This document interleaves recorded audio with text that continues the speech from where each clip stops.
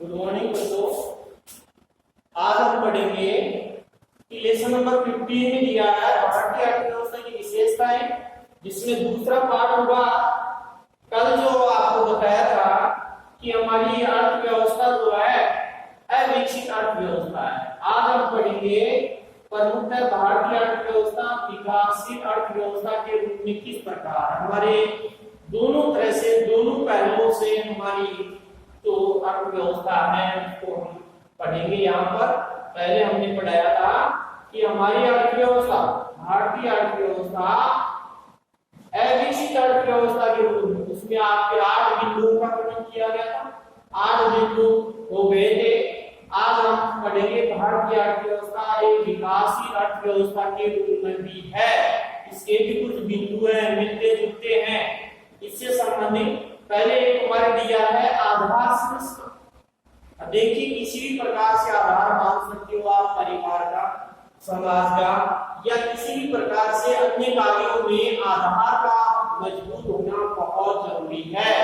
तो देश का आधार अगर मजबूत करना है, देश के आधार को मजबूत करना है, तो हमें देश के विभिन्न जो पॉइंट दिए हैं, बिंदु दिए हैं, उन पर हमें विचार विमर्श करना चाहिए। क्योंकि ये जो आधार होते हैं, ये हमारी वस्तुओं, सेवाओं में, सुख सुविधाओं में हमारा सहयोग करते हैं। देश में रहने वाले नागरिकों को अधिक से अधिक सुविधाएं प्राप्त होती है। इस कारण से किसी भी देश के आधार का होना जरूरी है। यानी आधार मजबूत नहीं है तो देश विकास नहीं करेगा। जैसे यहाँ पर आधार संरचना में प्रमुख बिंदु दिए गए हैं, जिसमें सड़क का अच्छा होना जरूरी है, विद्युत बिजली बनाना, शिक्षा का स्तर अच्छा होना, स्वास्थ्य सुविधाएं का अच्छा होना, बीमा करना, बैंकिंग व्यवस्था, बैंकों का अच्छा स्तरीय कार्यों का संचालित होना, इन सब कार्यों को आधार संरचना में जोड़ा गया है। जो प्रमुखतः आधार संरचना की एक परिभाषा बनती है। हम कह सकते हैं कि ये सभी उत्पादन में और आर्थिक वृद्धि में सहयोग करती है। अगर आधार संरचना मजबूत होगी तो हम उत्पादन अधिक करेंगे। जैसे मान लो बिजली है, बिजली अच्छी मिल रही है तो हम अधिक से अधिक कृषि के कार्यों में उत्पादन करेंगे। शिक्षा अच्छी है तो हमारा दिमाग विकास होगा, जिससे हम कार्यों में प्रगति करेंगे, जिनसे हमारे आर्थिक वृद्धि में भी सहयोग प्रदान करती है। ये आधार संरचना, ये मुख्य बिंदु है। आप आधार संरचना से क्या समझते हैं तो हमें यही बताना है। ये तो मुख्य बिंदु है। और इस आधार संरचना के विकास के कारण कहते हैं कि इसमें उत्पादन भी अधिक वृद्धि करता है, तो देश की आर्थिक वृद्धि भी होती है अगर आधार संरचना मजबूत है। अब दूसरे पहलू में हम जानते हैं कि हमने दो तरह से बताया था हमारी अर्थव्यवस्था एक विकासशील अर्थव्यवस्था कैसे कह सकते हैं। तो आर्थिक विकास के रूप में इस तरह से हमारी अर्थव्यवस्था विकास की ओर बढ़ रही है, इसका प्रमुख बिंदु दिया है हमारे ग्रुप में राष्ट्रीय।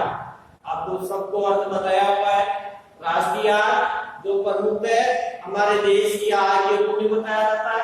प्रति व्यक्ति आय जो एक व्यक्ति की आय होती है। इनमें हमने देखा कि हमारे देश की आजादी के बाद हमने इसमें तीव्र विकास किया। इसमें प्रमुख है, पहला बिंदु दिया गया है कि हमारे 1950 से 1980 के बीच में हमारी जो विकास दर थी वो 3.5% थी।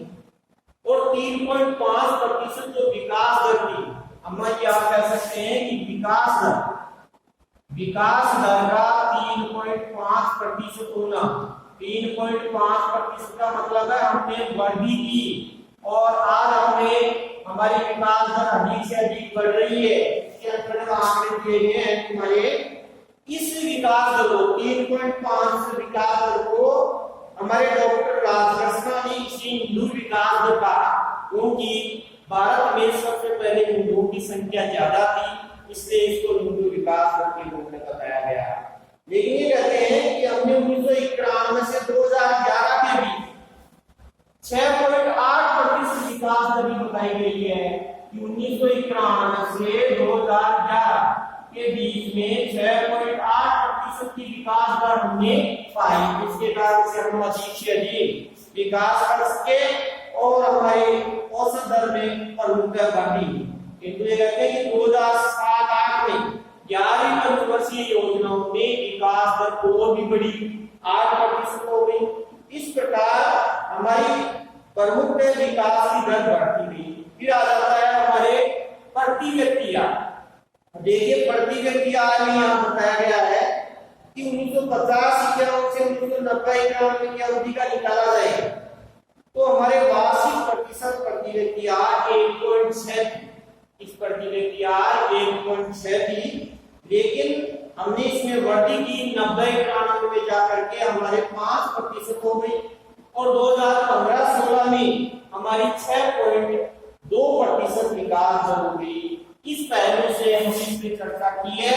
तो हमने राष्ट्रीय आय में भी लगातार वृद्धि की और प्रति व्यक्ति आय में भी प्रतिवर्ष हमने अधिक से अधिक इसकी प्रतिशतता में वृद्धि की है। इसलिए हम कह सकते हैं इस पॉइंट से कि हमारी अर्थव्यवस्था विकास की ओर बढ़ रही है, इसलिए इसको विकासशील अर्थव्यवस्था में भी सम्मिलित कर सकते हैं। फिर है हमारे अर्थव्यवस्था की संरचना में परिवर्तन। अब देखिए अर्थव्यवस्था की संरचना में परिवर्तन हमने पढ़े हैं क्षेत्रों के बारे में और हमारी शिक्षा के स्तर के बारे में। कहते हैं कि हमने तो प्राथमिक क्षेत्र पढ़ा था कि संरचना में परिवर्तन कैसे हुआ कि 1950 से 51 हमने पढ़ा 1950 से 51 में 50% आमदनी देता था, 50% आमदनी अकेला प्राथमिक क्षेत्र देता था, लेकिन 50% आमदनी देने के साथ साथ धीरे धीरे परिवर्तन हुआ और आज हमारे 2015-16 में लगभग हो गई है 15%, यानी 15% आमदनी रह गई है। हमने द्वितीयक और तृतीयक से अधिक कमाया। द्वितीयक और तृतीयक जो प्रमुख तीसरा क्षेत्र दिया गया है, इनसे हमने अधिक से अधिक आय प्राप्त की। जैसे मान लो द्वितीयक से 25% प्लस तृतीयक से हमने 60% आमदनी प्राप्त कर ली। इस प्रकार दोनों को मिलाकर के हमने 85% आमदनी प्राप्त कर ली हमारे देश की जीडीपी। इस कारण से हमारे कमाने के जरिए में वृद्धि हुई, क्योंकि हमारे पास पहले कृषि के क्षेत्र में प्राथमिक क्षेत्र में ही हमें सबसे ज्यादा आमदनी मिलती थी कृषि में। आज इसकी आमदनी घट गई है, ये इतनी है 15% और द्वितीय और तृतीय की आमदनी 25 से 60 यानी दोनों को मिलाकर के 85% आमदनी प्राप्त कर रहा है हमारा देश, जो जीडीपी में सहयोग प्रदान कर रहे हैं दोनों क्षेत्र। अब देखिए अर्थव्यवस्था की संरचना में परिवर्तन इस प्रकार हुआ है। पहला पॉइंट दे रखा है इसमें विशाल तथा तेजी से बढ़ता सेवा क्षेत्र। सब भली भांति जानते हैं आज सबसे बड़ा क्षेत्र आमदनी के रूप में तीसरा क्षेत्र है तृतीय क्षेत्र। इस विशाल रूप में बताया इसलिए है क्योंकि भारत में सेवा क्षेत्र सबसे बड़ा क्षेत्र बनता जा रहा है, क्योंकि तृतीय क्षेत्र को सेवा क्षेत्र कहते हैं। वह देश को 60% आमदनी देता है और इसके साथ ही हमारे देश में कहते हैं कि कृषि और उद्योगों में वृद्धि हुई। कहते हैं कि इससे 60% आमदनी प्राप्त हुई। 60% आमदनी दे रहा है सेवा क्षेत्र। अब 60% आमदनी मिल रही है देश की जीडीपी में। देश की जीडीपी ग्रॉस डोमेस्टिक प्रोडक्ट इसमें आमदनी दे रहा है 60%। किंतु ये भी बता रखा है कि हमारे इसमें सबसे अधिक जो देखा गया है कि 60% के साथ साथ हमारे विश्व व्यापार संगठन, सबको पता है WTO विश्व व्यापार संगठन, इसमें 10 देशों में आज भारत का 10वां स्थान है। 10 देशों में प्रमुख भारत का नाम जाना जाता है। हमने विदेशी व्यापार अधिक से अधिक संचालित करना प्रारंभ कर दिया है और विदेशी व्यापार के द्वारा हमने वृद्धि की है। इस कारण से हमारा सेवा क्षेत्र अधिक से अधिक बढ़ता जा रहा है, क्योंकि सेवा क्षेत्र में प्रमुख अनेक प्रकार की सेवाएं आ जाती है, प्रत्यक्ष सेवाएं भी आती है और अप्रत्यक्ष। जैसे प्रत्यक्ष सेवाएं थी, परिवहन का, संचार का, व्यापार का और भंडारण का। ऐसी अप्रत्यक्ष में सभी नौकरियां और समाज के अन्य कार्य भी आते हैं, जैसे मान लो डॉक्टर, वकील, शिक्षक, प्रमुख। इसके अलावा नाई, धोबी, मोची, ये भी सारे इस तटीय क्षेत्र के अंतर्गत ही आते हैं। अब देखिए है कि आदर्श हमारी संरचना में परिवर्तन कैसे हुआ है में हमें जानना है व्यवसायिक संरचना में परिवर्तन। अब देखिए व्यवसायिक संरचना, व्यवसाय का मतलब होता है काम धंधा। अब संगठित भी जानते हैं काम धंधा, कहते हैं कि काम धंधा जो है वो प्रमुख परिवर्तन हुआ है। हमारा जब देश आजाद हुआ 1950-51, अब देखिए 50-51 में ज्यादातर लोग 72% लोग इसी काम में लगे हुए थे। भारत के 72% लोग कृषि का काम करते थे। और आज आपको पता है आंकड़ा ये बताता है लगभग 49 से 50%, 49 से 50% लोग काम कर रहे हैं इस प्रमुख प्राथमिक क्षेत्र में। इसलिए काम धंधों में परिवर्तन हुआ। अकेला कहते हैं कि सबसे ज्यादा लोग 72% देश की आजादी के समय थे और आज लगभग 49 से 50% लोग ही इसमें काम कर रहे हैं, कृषि। तो लोग फिर इतना काम छोड़ करके किन क्षेत्रों में गए?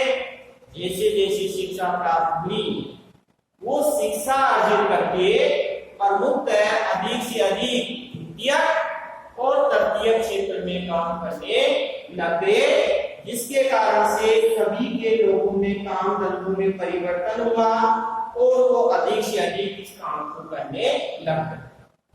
तीसरा पॉइंट हमें जानना है हमारी अर्थव्यवस्था में आर्थिक एवं सामाजिक आधार संरचना में सुधार। अब देखिए आर्थिक एवं सामाजिक संरचना कि हमारी जो समाज की जो तेज गति से सुधार हो रहा है उसका प्रमुख कारण है शिक्षा।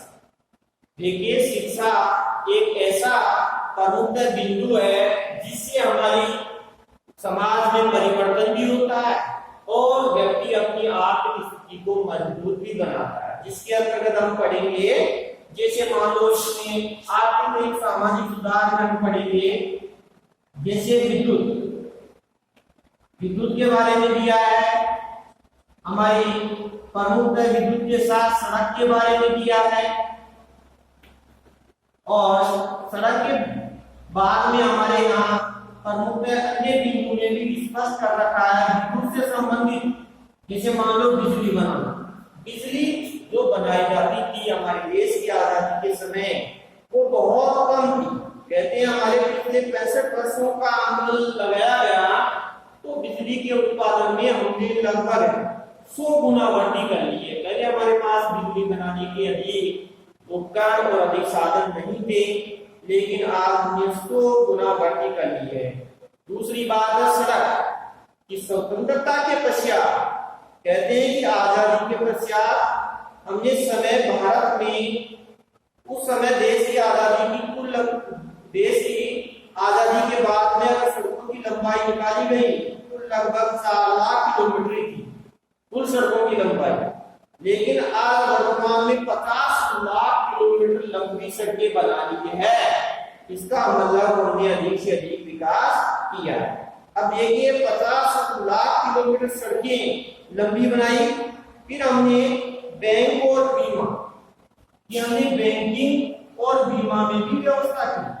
बैंकिंग व बीमा, आप जानते हैं कि बैंकों का एकीकरण हुआ और बीमा पॉलिसियां स्थापित की जाने लगी। बैंकों में सबसे बड़ा बैंक रखा आरबीआई, जो सरकारी बैंक रखा भारत का, रिजर्व बैंक ऑफ इंडिया।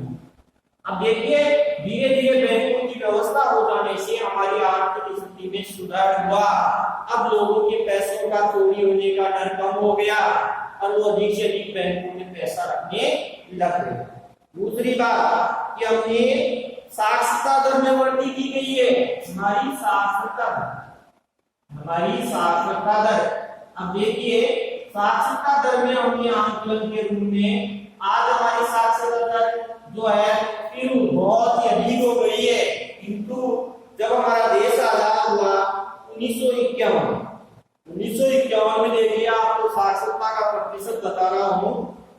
18.3 और आज 74.03। 18.03 से हमने वृद्धि की और आज हम 74.04% पर पहुंच गए हैं।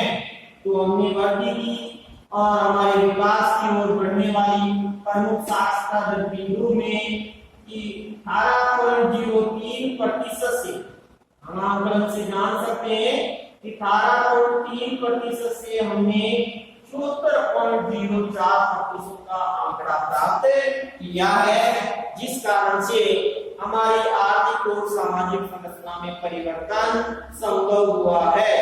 अब देखिए हमारी जीवन प्रत्याशा, एक ये भी मुख्य बिंदु है कि जीवन प्रत्याशा के रूप में जीवन प्रत्याशा एक वो है, जीवन प्रत्याशा प्रमुख है, हमारे विकास में अहम भूमिका निभाती है, जिसको हम कहते हैं औसत आयु। ये भी कह सकते हैं कि औसत आयु में अगर हमने आंकलन के रूप में देखा तो 32.1 वर्ष से आज 68 वर्ष हो गई है। यानी कि हमने जो आंकड़ा हमारी आयु का 32.1 का, जो आंकड़ा हमारी आयु का 32.1 का आज 68 वर्ष हो गई है, अर्थात हमारे लोगों की आयु बढ़ी। उसका कारण है स्वास्थ्य सुविधाएं। हमारी स्वास्थ्य सुविधाओं में हमने अधिक से अधिक वृद्धि की, डॉक्टर उपलब्ध हुए और डॉक्टरों का उपलब्ध होने का कारण है हमारी शिक्षा। अब देखिए शिक्षा से ही हमने अधिक से अधिक तरक्की की और आज हम हमारी आर्थिक स्थिति को मजबूत बना पाए। तो हमारे समाज में बहुत से सुधार किए और उन सभी में हमने बदलाव किया, जिसके कारण से हमने विद्युत, सड़क, व्यक्तिगत बीमा, साक्षरता दर में वृद्धि की, जीवन प्रत्याशा को हमने बढ़ाया। इन सभी को हमने बढ़ाने के कारण हम एक विकास की ओर बढ़ रहे हैं, इसलिए हमारी अर्थव्यवस्था एक विकासशील अर्थव्यवस्था है। अब दूसरे पहलू, अब इसमें यह दिया है चौथे पॉइंट में अन्य कारक। बात जानते हैं आप कि अन्य कारकों में प्रमुख दो बात लिखी है मैंने, विदेशी व्यापार का बढ़ना, जनसंख्या बढ़ी दर में कमी लाना। अब देखिए हमारे देश में कहते हैं कि विदेशी जो व्यापार है, हमने पहले विदेशी व्यापार पर ध्यान नहीं दिया। जब हमारा देश आजाद हुआ तो हमने विदेशी व्यापार को महत्वपूर्ण नहीं माना, क्योंकि हमारे उद्योग उतनी विकसित नहीं थे। अगर विदेशी व्यापार करते तो हमारे उद्योग विकास नहीं करते, तो हमने केवल स्वदेशी व्यापार को महत्व दिया, जिसके कारण से फिर बाद में 1990 के दशक में 1990 में हमने विदेशी व्यापार को महत्वपूर्ण माना और हम प्रमुखतः वैश्वीकरण से जुड़ गए। अब देखिए वैश्वीकरण जुड़ने का मतलब है भारतीय अर्थव्यवस्था को विश्व की अर्थव्यवस्था से एकीकरण करना या जोड़ना। तो हमने 1990 में विदेशी व्यापार को महत्वपूर्ण माना। विदेशी व्यापार इसलिए किया क्योंकि भारत के पास खजाना नहीं था, भारत के पास विदेशी मुद्रा की कमी आ गई थी, क्योंकि भारत विदेशी व्यापार पर ध्यान नहीं दे रहा था। 1951 से लेकर के 1990 तक भारत विदेशी व्यापार पर उतना ध्यान नहीं दे रहा था, जिसलिए विदेशी कोई वस्तु मंगानी है तो भारतीय खजाने में अनुशासनहीनता हो गई, यानी खजाने में कमी आ गई, जिसके कारण से हमने विदेशी व्यापार को 1991 में बढ़ावा दिया। और विदेशी व्यापार के बढ़ाने के कारण ही कहते हैं कि यहाँ बताया है कि 1961 से 1971 के दशक में हमने अधिक से अधिक साक्षरता को, हमारी जो जनसंख्या वृद्धि दर में जो कमी लानी थी, जैसे 71 में प्रमुख है हमारी जनसंख्या को कम करने के अनेक प्रमुख पंचवर्षीय योजनाओं में प्लान बनाने लगे। यहाँ बताया है कि हमारी 61 से 71 में जनसंख्या वृद्धि दर 24.80%, कहते हैं जनसंख्या वृद्धि 24.80%। कहते हैं 1961 से लेकर के 1971 का आंकड़ा, ये जो आंकड़ा बता रहा है 24.80%, ये था हमारी जनसंख्या वृद्धि दर का, यानी कि 100 व्यक्तियों पर 24.80 व्यक्ति जन्म लेते थे। लेकिन 2001 से 2011, दूसरी बात हम पढ़ रहे हैं 2001 से 2011 का आंकड़ा। अब इस आंकड़े में हमने जाना 17.64%। देखिए हमने इस जनसंख्या वृद्धि पर काबू पाया, तो इसे हमने इसको दिया है 17 पर, यानी कि वृद्धि दर हमने कम कर दी है। अधिक से अधिक लोग जागरूक हो गए हैं परिवार को सीमित रखने में, परिवार नियोजन की सुविधाओं के बारे में वो अवगत हो गए हैं। और परिवार खुश कैसे रहे कि छोटा परिवार सुखी परिवार, वो कहावत है, वो कहावत इसी पर सिद्ध होती है कि हमने अधिक से अधिक अपनी जनसंख्या वृद्धि दर को कम कर लिया। लेकिन ये कम कर लिया है, लेकिन हमने पीछे पढ़ा था कि ये बहुत कितने से लेकर के 17 तक आई, फिर भी आज हमारे प्रतिवर्ष भारत में एक ऑस्ट्रेलिया जितनी जनसंख्या जन्म लेती है। जैसे ऑस्ट्रेलिया पूरे महाद्वीप की जनसंख्या है, उस महाद्वीप की जितनी जनसंख्या उतनी तो प्रतिवर्ष भारत में हमारे जन्म लेते हैं। तो हमने बहुत ही कम किए, हमारी जनसंख्या वृद्धि दर को कम करने के कारण हमें इसमें सुधार हुआ है। इस प्रकार विकास की स्थिर गति, हमने अधिकतर बिंदुओं के बारे में पढ़ा है कि हमारी भारतीय अर्थव्यवस्था निश्चित एक दिन विकसित अर्थव्यवस्था बन जाएगी। इन बिंदुओं के बारे में पढ़ने के बाद हम कह सकते हैं कि भारतीय अर्थव्यवस्था एक दिन निश्चित विकसित अर्थव्यवस्था बन जाएगी। और आपको पता है जब भारत विकसित हो जाएगा तब हम पूरी तरह से विकास की ओर अग्रसर हो जाएंगे, प्रत्येक लोगों को रोजगार मिलेगा और सारी सुख सुविधाएं मिलेंगी। अब देखिए इससे संबंधित हमने पढ़ा है कि हमारे देश की जो अर्थव्यवस्था है वो किस प्रकार अधिक से अधिक बढ़ी है, जिसके बारे में देखो पॉइंट नंबर 1 पहला हम पढ़ेंगे विश्व बैंक। अब ये विश्व बैंक एक प्रमुख है पॉइंट है विश्व बैंक, ये सभी 6 क्लास में आ जाता है। विश्व बैंक क्या है? अब विश्व बैंक के बारे में बहुत से लोगों को पता नहीं रहता है कि विश्व बैंक क्या है, जिसके लिए प्रमुख है विश्व बैंक की कहते हैं जुलाई 1944 को जब द्वितीय विश्व युद्ध चल रहा था 1939 से 1945, जुलाई 1944 में विकसित राष्ट्रों ने मिलकर अमेरिका, प्रमुख अमेरिका देश, अमेरिका के न्यू हैम्पशायर, अमेरिका में प्रमुख स्थान था न्यू हैम्पशायर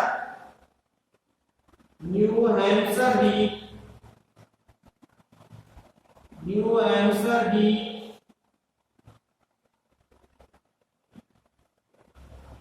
के ब्रेटन वुड्स नामक स्थान पर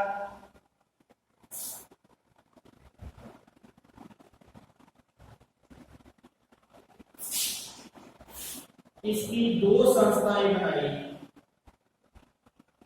इसकी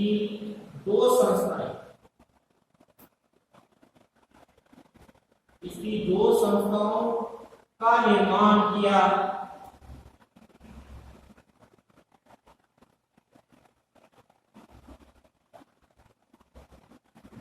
वो 2 संस्थाएं कौन थी, ये आप भली भांति जानते हैं। पहली थी विश्व बैंक, पहली का नाम रखा विश्व बैंक और दूसरी संस्था का नाम रखा अंतरराष्ट्रीय मुद्रा कोष।